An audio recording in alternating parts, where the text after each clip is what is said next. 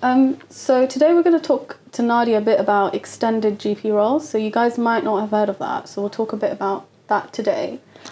So I know, Nadia, you specialise in dermatology. Yeah, so as a GP, you can actually have this, you can extend or you specialize in different roles. So there are some GP who's got extended roles or have got special interest in diabetes, and some of them have in asthma, in mental health.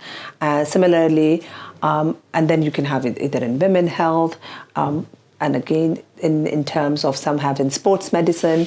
I chose dermatology and skin because I think I had that really interest, and this is, you get to see a lot of common skin conditions in the primary care setting. So I went ahead and did a little bit further education in skin or in dermatology, obtained my diploma, and then we come across a lot of skin conditions. So you become an expert in treating those conditions and in management.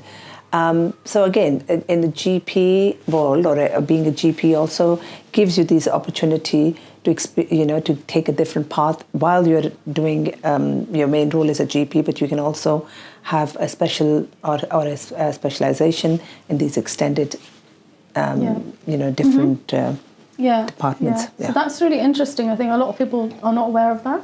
Yeah. And I think it's a lot of it, and like today we're going to talk about skin. Ikra wanted to talk about moles specifically,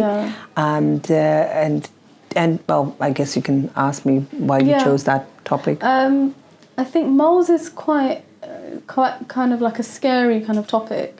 A lot of people, like, if they find something on their body, they're like, oh gosh, they're a bit scared, and then they might leave it for a little bit, like they'll neglect it, and then they won't think about it, and then they discover that it's grown or it's changed shape and stuff. Yeah. So that's why I thought we could talk about it and just get some like expert advice from you, I guess. Yeah. So I do see a lot of moles in the clinic, and a very common question is, even if they have had moles for years, if someone in their family or a friend would ask them that, okay, that mole looks as if it has been there for a long time, it has changed, and they get all worried about it. Yeah. So there are a couple of things we just need to make sure when we are assessing the moles, and those are kindly what we call an ABCDE of assessing a mole, and that's what we're going to talk about today.